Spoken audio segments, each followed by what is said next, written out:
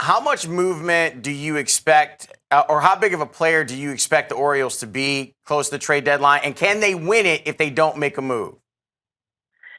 I think they're going to be a player, but keep in mind, there's about 10 teams that have been rumored to need starting pitching. So I was talking to their executive vice president, Dan Duquette, the other day on the end of this road trip about this. And they really want a lefty starting pitcher. They have an all right-handed rotation.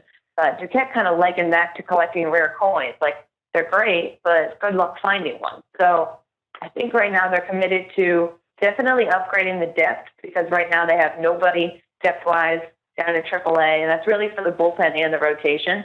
So they want to upgrade depth-wise. I don't think they're going to make a big splash.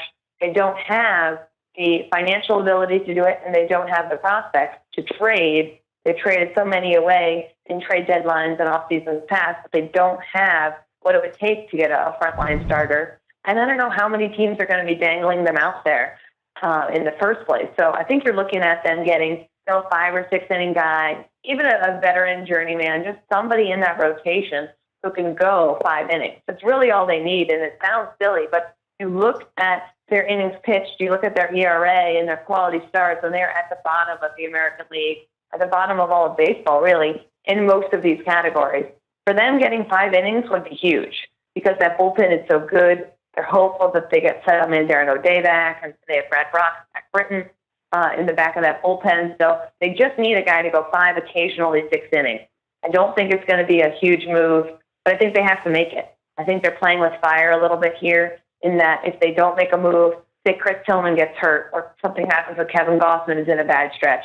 Right now they've got a guy like Ubaldo Jimenez who they took out of the rotation because he was so bad, and they had to put him back in simply because he's a body and they didn't have anyone else. So I think you run the risk of all of a sudden being down 2 or 3 starters and really scrambling with guys who have no business being in the rotation.